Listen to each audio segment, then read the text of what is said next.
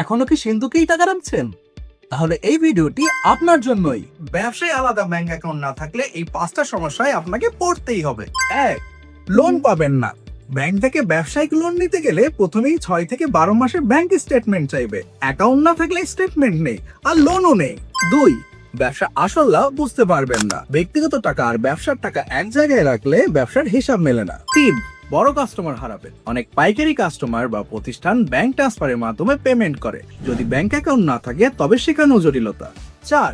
বিকাশ বা নগদে টাকা হারানোর ঝুঁকি থাকে আর ব্যাংকে থাকলে সব নিরাপদ। 5.